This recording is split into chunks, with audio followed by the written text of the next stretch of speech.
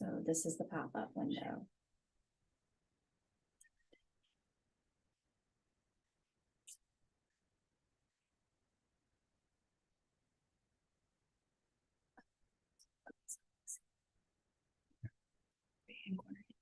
Here.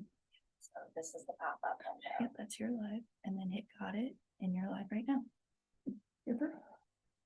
Okay, thank you, everyone. We are live. Welcome to the Harford County Delegation weekly meeting as of right now. Everybody should have the agenda. We have several bills that we're going through. We're going to start with Delegate Arkin. She's going to start it with the prayer. And if during the prayer and during the pledge, if we just want to remain seated, that would be better because everybody's on the camera. Yeah, Delegate Arkin. Okay, Heavenly Father, we're just coming to you today to ask that you bless everyone on this call, and you bless all of the legislators and lobbyists and advocates and citizens that come down here every year to try and make their voices heard. Please help us all find the effective solutions, the ones that help the most people the most effectively without hurting anyone. If it's possible to find negotiation, please help us reach those negotiations. In your son Jesus' name we pray, amen. Amen. Thank you very much. And then now we'll have Delegate Griffith. Can you lead us in the pledge? Yes. I pledge allegiance to the flag of the United States of America and to the republic for which it stands, one nation, under God, indivisible, with liberty and justice for all. Thank you both. Okay, so we're going to ask if everybody would remain on mute until it is your turn to speak. If you have a question during the testimony, we'll listen as we go through the bills. We'll listen to the folks that have joined us to give testimony, and then we'll go to questions and answers from the delegates and senators. So again, thank you all. In my remarks, I do want to remind everybody, we do have several bills this year. We try to do the alcohol bills first because Alcohol Day in ECM is on February the 19th, so it comes pretty quick. Those weeks go fast. So as always, if we run out of time, some of the meetings may start at 8:30 opposed to 9, or we do additional meetings.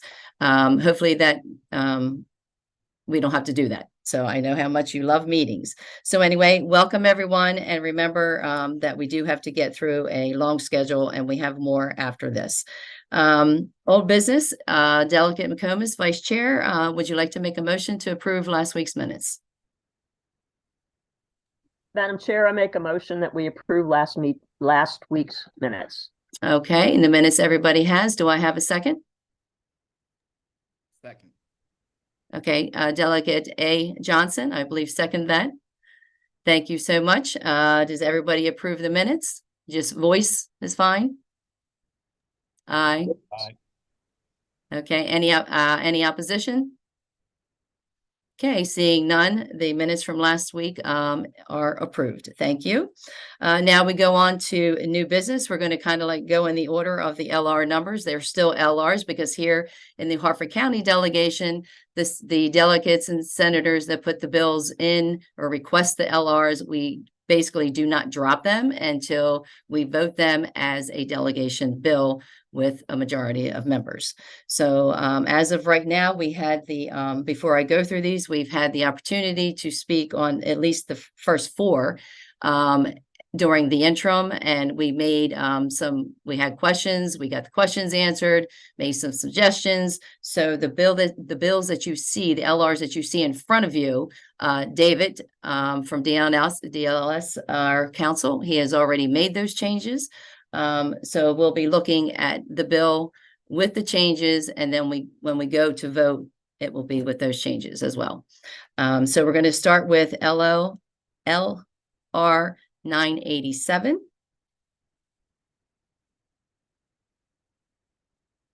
And this is a new bill for us.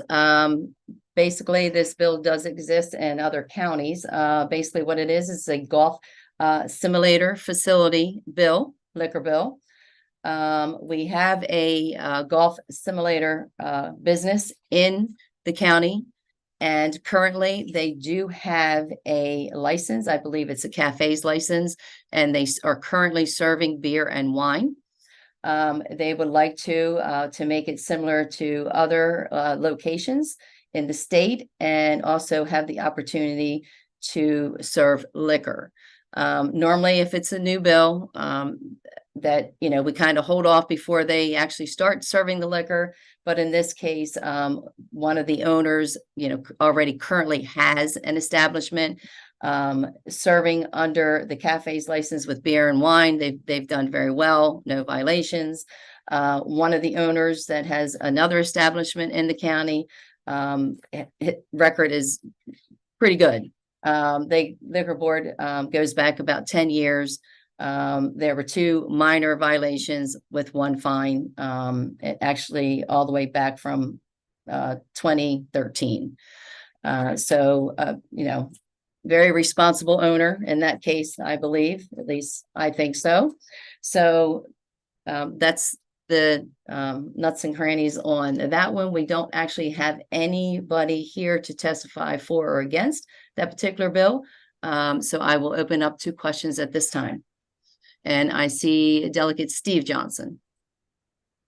Thank you, Madam Chair. Do you know how long ago that violation with the fine was? That fine was in 2022, unfortunately. And what it was, it was, they did sell to an underaged individual. Okay. It was the first violation within 5 years. The fine was $250. Apparently it was a brand new employee. Okay. And extremely busy. Okay. All right, So that was what they had from the meeting.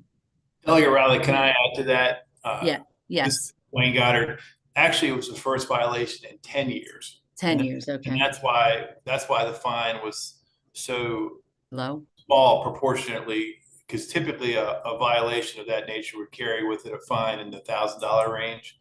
But because of the extenuating circumstances, as well as the numerous prior compliance checks that this establishment had, we looked at it like it was an anomaly, and we sort of gave them their one free get out of jail free card on that one. But they are a very reputable operator. Okay, thank you so much for that. And now we have a question from Delegate Arkin. Thanks. Yeah, maybe Mr. Goddard can answer this as well. Just in terms of like the broad spectrum of violations for businesses, my gut tells me this is obviously, like you said, reputable, so it's on the lower end of issues. But is it fair to say that lots of businesses at some point will have some violation in their alcohol distribution? It's fair to say that almost all licensed establishments will have some type of violation in their lifetime. Okay. All right. Thank you. Okay, thank you. And now I have a question from Delegate Vice Chair McComas. Thank you, Madam Chair. Just briefly, I kind of wondered how many customers they have for the simulator, and wondering if, and maybe Mr. Goddard could answer this, like if the bar or the alcohol establishment or the business has more customers than fewer customers, does that kind of indicate that they're more likely to have more potential violations just because they have more people and maybe more rotating of employees? I just wondered if there was any correlation. And then just the question of whether, how many customers they serve, because, how many people are participating. So thank you, Delegate McComas. I actually visited the facility probably a few weeks ago. So the sale of alcohol, particularly at the very small bar that they have, is very accessory to the golf simulator. The golf simulators are basically 5 bays, approximately 10 feet by 20 feet deep, where a foursome of golfers or more would go. And then there's a table behind it where if you're within that group of golfers, you will be sitting there. So my assessment of the facility, both as the chair of the liquor board, as well as a consumer of the goods that they sell, I went in there, not in my capacity as a liquor chairman, but as my capacity as a citizen. I went there with my son, and I don't really see this as a situation where you're going to have a lot of underage drinking, because it is pretty expensive. It's anywhere between $60 and $180 an hour to play there. So you're mostly getting people that are people that would normally be playing golf are now using this facility in the off season when it rains, as practice, as team building exercises during the day for different companies. So it's one of those liquor licenses where it's not very susceptible to the sale to minors. And oftentimes what you'll have is a situation where there'll be a father and a son. Like my son's 18. I'm over 21, obviously, and my son's 18. So there's a lot of people there. There's a lot of oversight over and above this the management side of things. So we look at this as a very low regulatory establishment compared to like a bar or a restaurant or something like that, where there's going to be an enormous amount of servers. In fact, I would say, based upon my observations of the staff, the ages of the staff are older, retired men that like to play golf, similar to what you see at golf courses. So there's not an environment where you'd see a lot of young people. I would be very surprised if a group of teenagers were to go in there, because it's $250 to $300. It's kind of like Top Golf. It's pretty expensive. Compared to golf, it's reasonable, but compared to going out to a bar and drinking a natural light, it's very expensive. Thank you, Ms. Krabs. Okay, we do have to move on. I think we had the question answered there. Everybody good? Delegate McComas, good? All right, so I see Delegate Steve Johnson. Thank you, Madam Chair. Just another question for anybody that knows. The golf simulators around the state, do they normally have multiple bays like this? Because I see we're specifying at least five bays. And I want to make sure we're not, again, creating legislation for one individual, that it would be open to other businesses to come to Harford County. So is that the norm, the layout of at least 5 bays? Is that the norm for golf simulators? Does anybody know? Delegate Johnson, I can speak to that. So the reason why we suggested having a minimum number is because what we did not want to do is we did not want to have a situation where you could buy, there's an arcade game that basically you can also play golf off of, but it's vastly different than this one, and it cost about $5,000 versus the amount of build out in this place was over $1 million. So if you're going to have a golf simulator facility, you need to have multiple stations, and most of these are franchised. X Golf is a franchise. Top Golf is a franchise.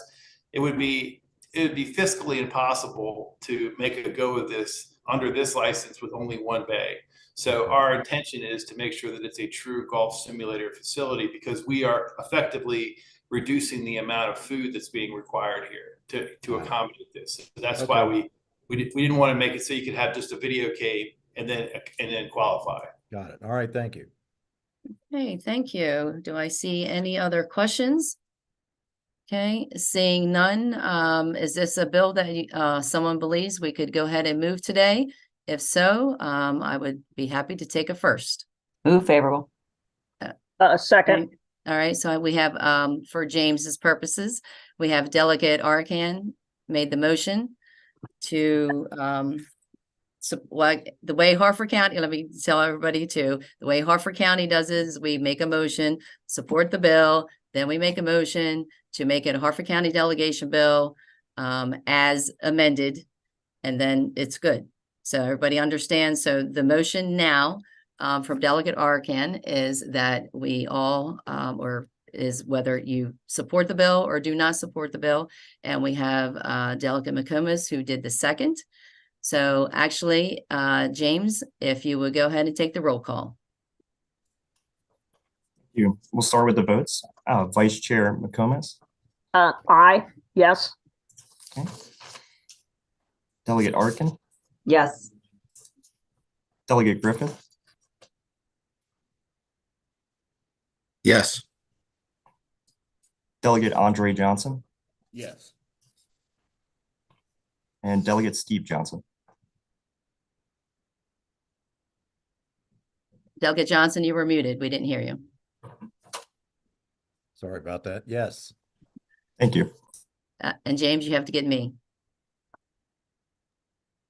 Apologize. Riley? Chair, Delegate Riley. Yes. Motion to, Okay, thank you. So now we'll move down to LR 1047. This one again, we have actually seen before. And we, again, one that we had a previous meeting on and made some suggested changes.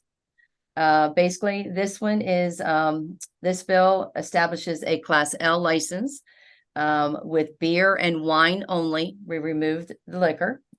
And that is for anyone, a license or a license holder of a manufacturing license, which incorporates our Harford County wineries and our Harford County breweries.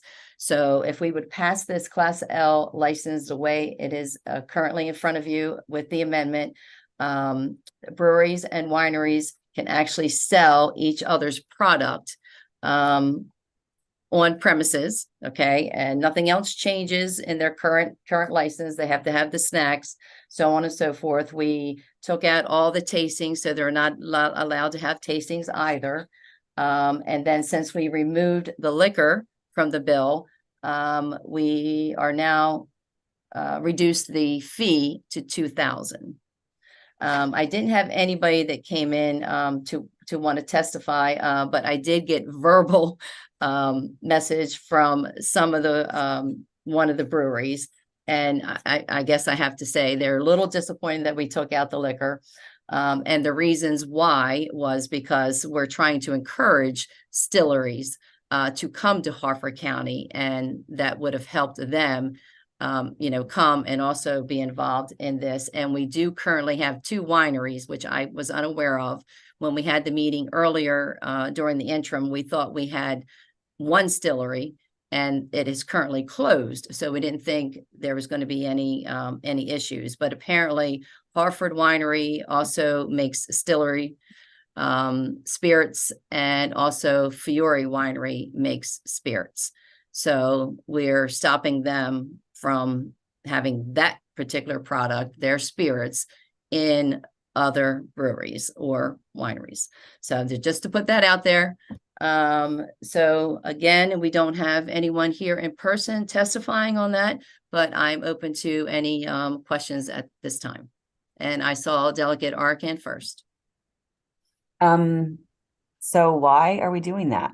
I also did not know that those 2 companies made spirits. It seems totally absurd to restrict them on why? Again, with all of these liquor bills, y'all, why are we doing these weird restrictions? Who is causing these issues? Okay, thank you, Delegate Arkin. And we now have Delegate Griffith. Thank you, Madam Chair. So the one thing that's concerned me about this bill from the beginning is fairness to the restaurant owners. So when the breweries were first established, it was supposed to be a 30-person tasting room and then sales. And they've expanded way beyond that. And I certainly, I support the fact that they've been able to find ways to make money hand over fist the way they have, and it's good for them, and it's good for the economy, it's good for the community.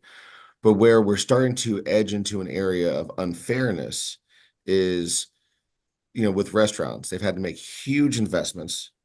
They've gone through terrible times over the last few years. The breweries, frankly, didn't have to, because the breweries had significant outdoor consumption, where the restaurants were locked down, shut down, they could only sell outdoor, things of that nature. And it's not apples for apples at all, right? Where restaurants have significant requirements with the health department, with bathrooms, things of that nature. The breweries do not. So it has certainly become an uneven playing field. Additionally, the breweries are now able to essentially become restaurants with the food trucks, and they're able to sell food, and they've drawn significant business from our restaurants here in the county. And while I've not heard from the breweries on this, I've heard from countless restaurants who feel this is another significant blow from the original deal that was struck in good faith between the restaurant owners and the breweries, that they were supposed to be different verticals entirely. So And so we started to allow them to sell liquor in addition to beer and wine. It basically makes them a restaurant and crushes our local restaurants who've in many cases been here for much, much longer than some of these breweries. So I support our breweries. I'm still on the fence about this, but I'm very much opposed to the liquor piece. Okay, thank you, Delegate Griffith. We have Delegate Steve Johnson. Thank you, Madam Chair. I just wanted to second everything that Delegate Griffith just said. Okay. And again, we did have this discussion and we did kind of come to a consensus with how it is currently drafted with the amendments. And I just felt compelled that I had to, give that side of it and then, one more time and then hear from, Delegate Griffith and Delegate Johnson as well. So with no other questions, can we go ahead and get a first on moving this bill the way that it is in front of you with the amendments? Move favorable as amended. Okay, second. Second. Okay, so James, we have Delegate Arkan, then Delegate Steve Johnson, first, second. Well, actually, I'm sorry, this is to support. I know it's crazy. Maybe we can change that. Anyway, so everyone, James, take the motion. Support the bill as amended. Okay. Can you hear me? Yes, Okay, you said take the vote. yes. Vice Chair McComas? I'm going to abstain, and just because I did not ask Dia. My campaign manager is my husband's cousin and also is an owner of Independent Brewery, and I think out of caution, I just feel that I should abstain. Okay, Delegate Arkin? Yes. Delegate Griffith? Yes. Delegate Andre Johnson? Yes. Delegate Steve Johnson? Yes. And then Chair Delegate Riley? yes. Okay, would it be safe to say I have the same first and the same second? That might make it a little quicker and easier to pass the bill as amended as a Harford County delegation bill. Okay, I see yeses on the two that made that motion. James, roll call, please. Vice Chair McComas? I'm just going to abstain again for Okay. cautions. Delegate Arkin? Yes. Delegate Griffith? Yes. Delegate Andre Johnson? Yes. Delegate Steve Johnson? Yes. And then Chair Delegate Riley? Yes. Okay, so it looks like we have passed that particular bill as a Harford County delegation bill as amended. So now we're going to move on to LR 1554, which is the Performing Arts Nonprofit Organization Bill. We do have three guests with us that will be testifying on this bill. So we'll actually hear their presentation first, and then we'll go to questions. But at first, let me introduce the bill.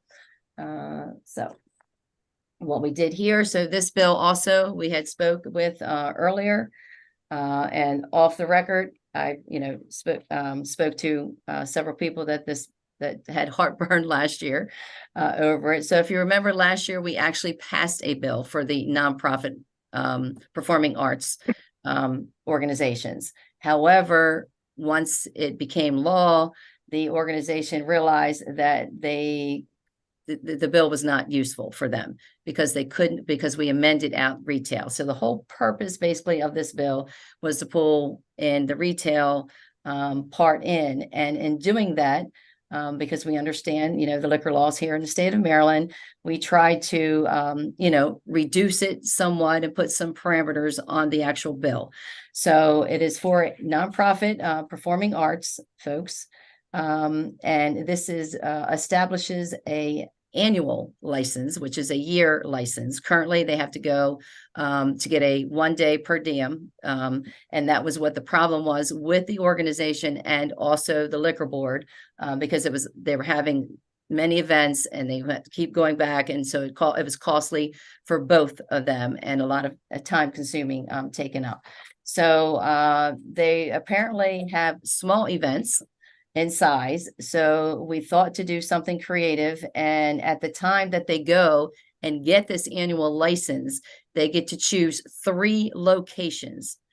That those locations will stay with them for that year, for that yearly annual license. They can be changed when they go back the following year to renew their license, or keep the same locations. And these locations are generally theaters where they're going to have performances in the performances arts category. So they pick 3 locations. They also will have a cap of, the way that's currently written now, a cap of 750 tickets to be sold. And they can sell beer, wine, and liquor. And like I said, currently they can get a class, and they still have the opportunity, if they have an event that has more than 750 people, they can go and get the 1-day per diem license. And the fee is, I think we kept that the same as what we discussed, the $750, because they are a nonprofit organization. And we changed it and added back wholesaler or retailer. So they can buy by a wholesaler if they have a larger event and can get their account and what have you, if that works out better. Or they can go retail. They had to do retail. Why it was so important to do retail is because they have no storage space. So these places that they're going, it's not theirs. They're just there for a couple hours for the actual event. So they can't be there when the wholesale delivers or when the wholesaler picks up the unused products, so on and so forth. So I'm going to leave it at that, and then let the folks that this really affects them personally within the organization. First, we have Adam Robinski, and he is from the town of Havre de Grace. Adam, if you would go first, please. Madam Chair, members of the delegation, Adam Ruchinsky for the Mayor and City Council of Havre de Grace. The City of Havre de Grace is in favor of LR 1554. If approved, this proposal would repeal Harford County's current performing arts nonprofit license and replace it with a new one. This new license will enable nonprofit organizations to serve alcohol and buy it from a retailer or wholesaler. This is a critical option for the success of these organizations, as their programming is often designed for a smaller number of patrons, and they may not have the resources to store and maintain larger quantities of alcohol when performances are not taking place. This LR does a fantastic job establishing reasonable guardrails to ensure the retail option is used correctly. The city supports such licenses because they attract performing arts organizations to our city and allow existing ones to offer their customers the options they want while still providing adequate liquor control. The city is requesting a favorable vote. Thank you.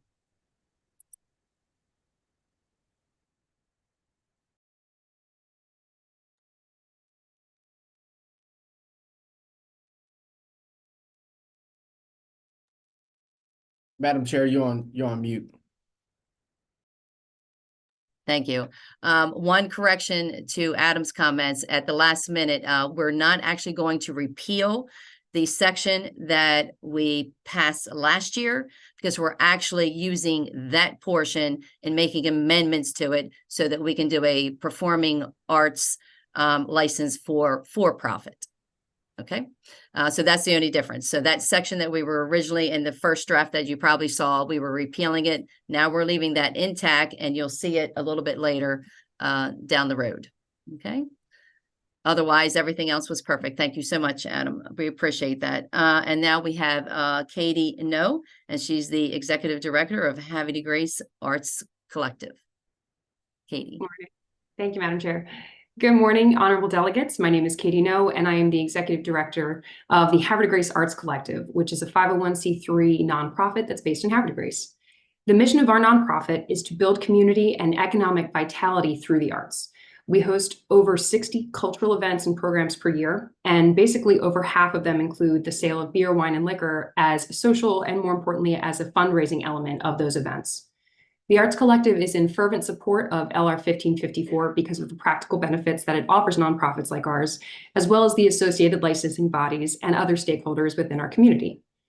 LR 1554 will streamline the licensing process and reduce the administrative burden and associated costs for all parties, We alluded a little earlier to just the quantity of events that our organization hosts every year. There are individual per diem applications submitted to the Liquor Control Board for each of those events. Many of them are also done in partnership with other nonprofits and groups in our community, so they can be pop-up kind of last minute, which lead to additional late processing fees, justifiably so. So again, if we're able to push forward with the per annum, that would go a long way to streamlining a large volume of events and supporting the liquor sales through it. Just to put a little context behind this ask, this past December, we hosted some of our largest events of the year. They were both at the Star Center, which is a 900 plus capacity venue. However, our audience sizes were about 200, 250 for each of those. So we're well below the cap even there. For the total of our events in December, the two at the Star Center, as well as the smaller 15 and 20 audience size events, we bought a little over $1,000 total in alcohol, and we were able to procure that from Friendship Wine and Liquor, who was a great partner for us in that, for all of those events. I think the important thing to stress here, not only is it the feasibility of our organization being to buy through retail because our thresholds are so much lower than what would normally be required going through wholesale, but the patrons and the audience members that we attract, they're not able to buy through wholesale either. So the fact that they're able to see that someone like Friendship Wine and Liquor or Old Post Liquor or Beards Hill is a partner of our nonprofit and supporting our mission, that's going to stick out to them, and they're going to want to go and support those retail stores who indirectly will have a bump in business, as will their wholesale partners. So it's kind of just helping us to use the channel appropriately given the size of our organization, the events. The one other thing that I do want to focus on, or just throw in there for added context. So again, half of our events roughly use liquor sales as a fundraising element. I think that's important because not only is that an incentive for people to come and support an event when maybe they could make the decision to just have an evening out at a bar or restaurant where live music is playing, which is a very different animal than the types of events that we put together. But this really provides us with more of a consistent fundraising stream throughout the year that's independent of some of the more cyclical and somewhat changing grant and donor allowances that we normally rely on as part of our fundraising element. So with all that being said, I respectfully ask that this body vote in favor of LR 1554. Once passed, it will create a practical and viable option for nonprofits to be more self-reliant in their fundraising. It will also pave the way for the types of partnerships between nonprofits and local retail partners on which local economies thrive. I would like to thank Delegate Riley for her thoughtful and measured championing of this legislation and the amendment. I'd like to thank the Harford County Liquor Control Board and the City of Harvard Grace for supporting them, and each of you for your time. Thank you, Katie. Job well done. We do have someone else here, a guest on this particular bill, Nick Manis. Nick Manis is Government Relations, Public Affairs for Madison Canning Associates. Nick, you're up.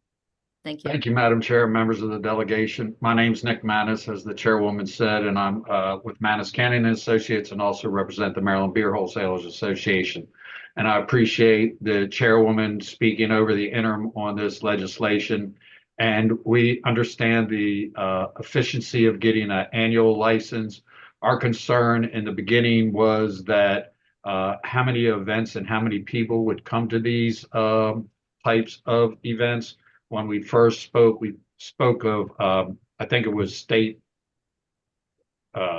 Theater or the production up there that holds 900 people. And if they were going to be doing events, every weekend, that they should be buying through a wholesaler.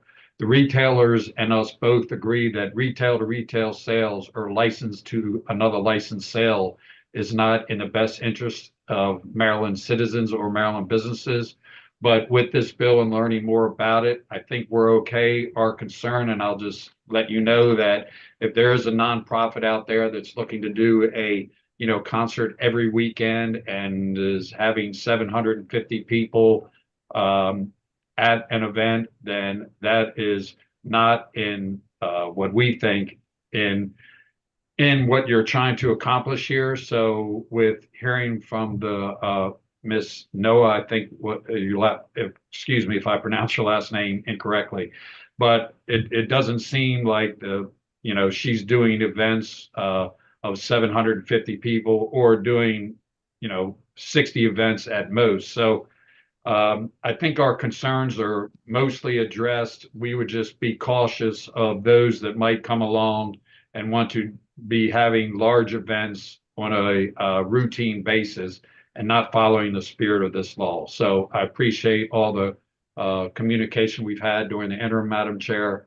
and those are our concerns. Okay, thank you very much. We appreciate that. And thank you again for working with us. I know that, you're doing your best and want to make sure that, our liquor laws are followed to the T, and we're not going outside of, the 3-tier system. But as you heard, this is, I think, an unusual situation where you have, a small group of, basically volunteers working as nonprofits and, giving out performing arts performances to, smaller groups of people. And it's just extremely difficult to purchase wholesale, and retailer just makes sense. And again, and that's what they've currently been doing. But it's just time consuming and very expensive. And like I said, they're small events, they're trying to raise money. And then it seems like the money kept going back to the liquor board for, 1 day per diem license. Mr. Krabs, or I'm sorry, Wayne Goddard, would you like to have comments? Yes, we strongly support this bill, and it really was put in at our request as well. And although I love to see Katie and everybody in front of us, they do make up they're on our docket just about every single meeting. So it's very efficient to do it this way. We strongly support having an annualized license with 3 locations. We're very pleased with the way the Havre de Grace Arts Collective has handled their business up there. And frankly, the way the city of Havre de Grace has really become a destination for these types of events. So we strongly support it. It's going to help us be more efficient in our operations. And with the passage of some of these new licenses, it will free up staff time to process other licenses as well, which will assist us with our reoccurring revenue stream. So again, we strongly support it. Thank you. Okay, thank you, Mr. Goddard. Okay, so I believe we're open to questions from the delegation. Do I see any questions? Seeing none, do I have a motion to support this bill as amended? Motion to pass the bill as amended. Second. Okay, so I have Delegate Steve Johnson made the first motion to support the bill as amended. And then Delegate, I believe it says Arcan, I heard, did the second. And James, would you please take the vote? Vice Chair McComas? Aye. Oh, Got yes. it. Yep. You got it. Delegate Arkin? Yes. Delegate Griffith? Yes. Delegate Andre Johnson? Aye. Delegate Steve Johnson? Yes.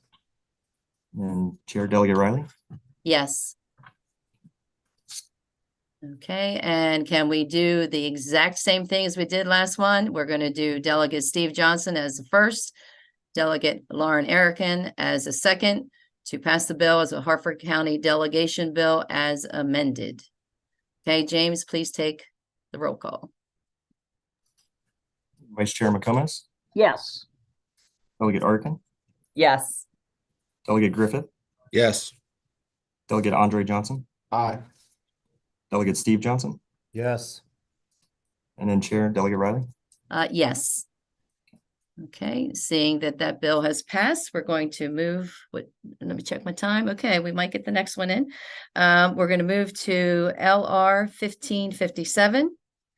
And if anybody has to leave, I don't know if everybody's staying with us, but if not, if you're going off, thank you again for coming and giving your testimony.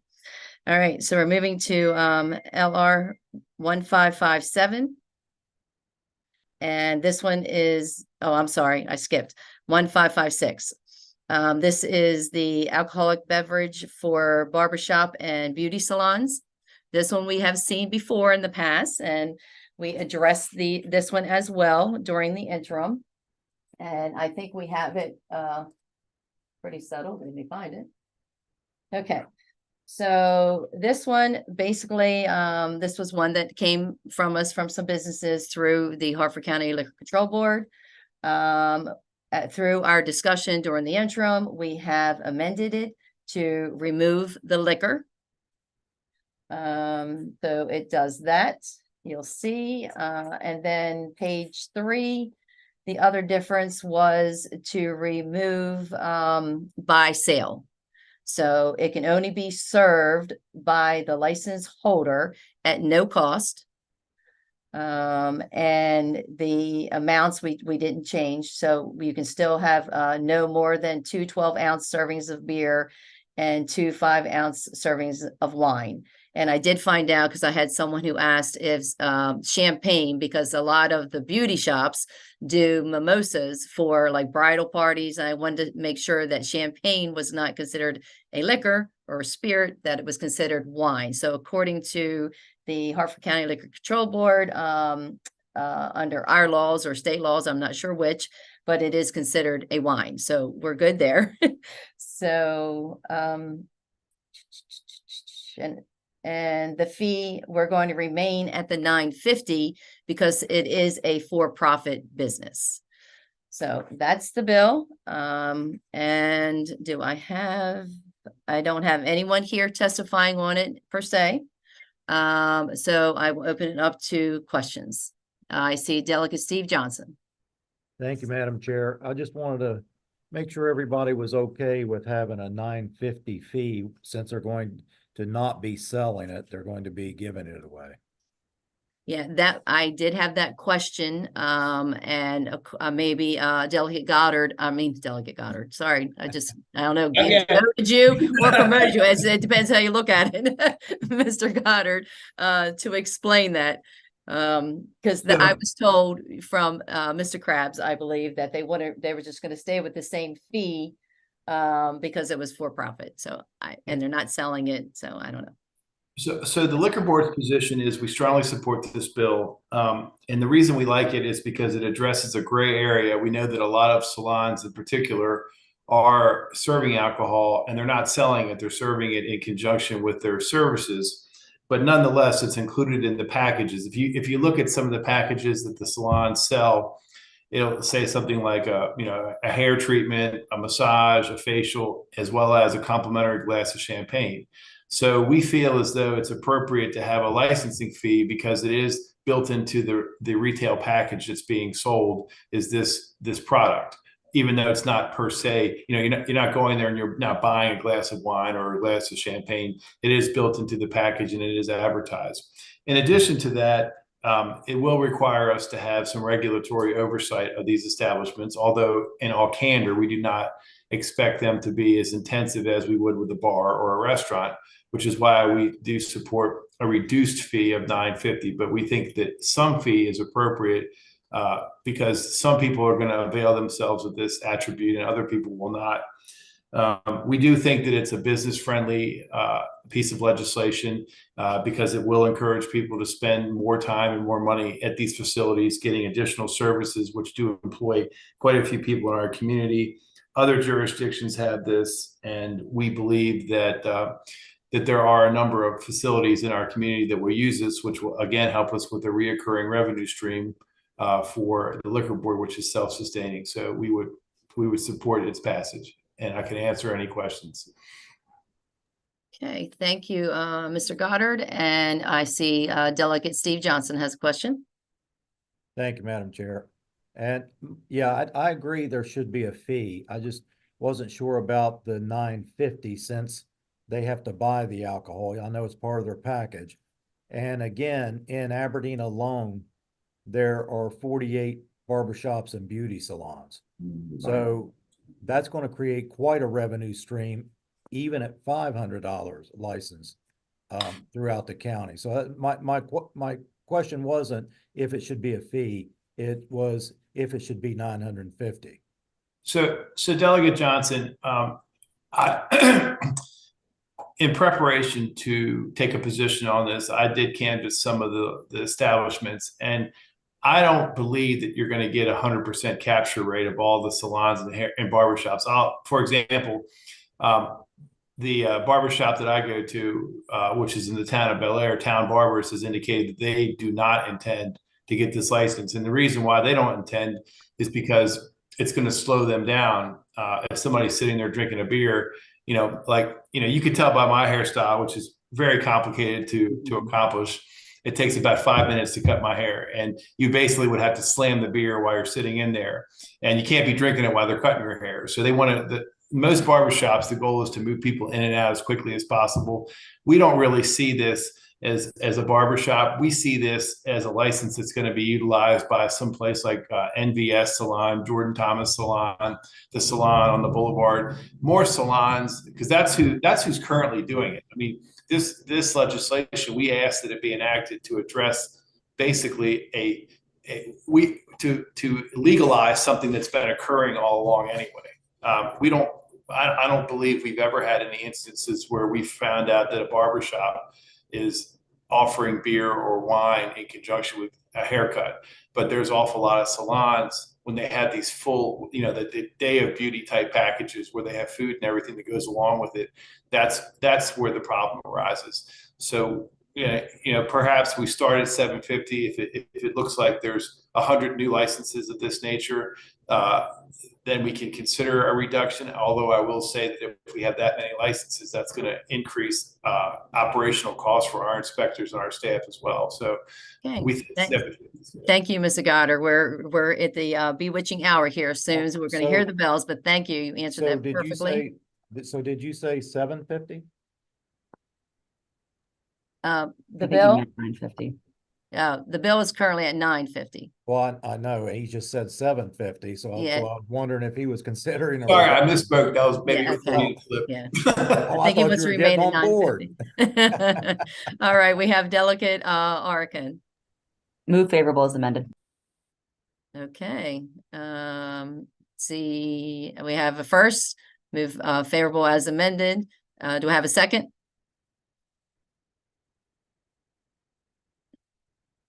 No second? Okay, so that bill goes nowhere. All righty. I'm sorry, Delegate Steve Johnson. Madam Chair, would you consider an amendment on that bill to go to 750 fee? Someone would have to make the motion and then second. I make a motion that we amend the bill to go to a 750 fee. Second. Okay. So I have a first since this is a separate amendment, let's just vote on that amendment alone. Okay, so James, if you would please take the roll call on the amending the fee from 950 to 750. Hey, Vice Chair McComas, Yes. Delegate Arkin, Yes. Delegate Griffith, Yes. Delegate Andre Johnson, Aye. Delegate Steve Johnson, Yes. and Chair Delegate Riley. Yes. Okay, I need a motion to support the bill as amended. I move to support as amended. Second. Okay. All right, so we have Delegate McComas first. Who was the second? I think Andre was in before me. Okay, Delegate Andre Johnson was a second. James, please take the roll call. Vice Chair McComas, Yes. Delegate Arkin, Yes. Delegate Griffith, Yes. Delegate Andre Johnson, Aye. Delegate Steve Johnson, Yes. and Chair Delegate Riley. Yes. And real quick, we're going to use the exact same James, the same first and the same second. And the motion is to approve the bill as a Harford County delegation bill as amended. James, roll call, please. Vice Chair McComas, Yes. Delegate Arkin, Yes. Delegate Griffith, Yes. Delegate Andre Johnson, Aye. Delegate Steve Johnson, Yes. and then Chair Delegate Riley. Yes. Okay, so that means that LR 1556 has been approved with the amendments. I think I heard a little bit of a sound of a bell. I don't know if I did or didn't, but it sounded like it. Yeah. And it's getting about that time. So LR 1557 is still on the agenda and LR 2512. 1557 we talked about. This was actually introduced by Delegate Steve Johnson. We've seen this bill before. The main crux of the bill is the fee, reducing the stadium fee from 10,000, what it currently is, down to 4,000. During our discussions, we talked about possibly, changing the fee some, maybe to 5. We've heard 5,000, 6,000, whatever. Currently, it is still at the 4,000. But since then, I kind of wanted to start the discussion for the fact that we do have additional information. So at the meeting, I went to the liquor board, got some information. We had to go back a couple different times. And also Delegate Steve Johnson did a fantastic job in getting additional information. And he just gave that to me. So I think I'm going to let Steve just kind of briefly say something, but then we will send you via email the attachments so that next week we can have a better, a full discussion on this bill, and so that we can move forward if we so wish. So Delegate Steve Johnson, if you just want to say a few words on this to get us started. Thank you, Madam Chair. To get the discussion started, Ripken Stadium now pays $10,000 in liquor board fees. And the rest of the minor league stadiums around the state, we have Prince George's County, which is $2,420, Wacomico County, $2,000, Charles County, $2,200, Frederick County, $2,000. So our stadium in our county is 4 to 5 times higher than every other minor league baseball stadium in the state. What I'm looking for is fairness and parity, to put our stadium on the same playing field as the rest of the minor league stadiums around the state. The rest of it is some more discussion. I'm not going to drag us into that yet, but when we get into it, our next delegation meeting, we'll compare apples to apples with other stadiums that are allowed to do the same things that our stadium's allowed to do for a much lesser fee. Okay, great. Thank you, Delegate Steve Johnson. So we're just going to put E and F, those 2 LRs, on the agenda for next week, along with a couple other bills that we have since then. And thank you everyone for your participation. Excellent job. For closing remarks, I do want to remind the delegation that next week we will have the elections for chair and vice chair for this year. And do I have a motion to adjourn? Move to adjourn, Madam Chair. Second.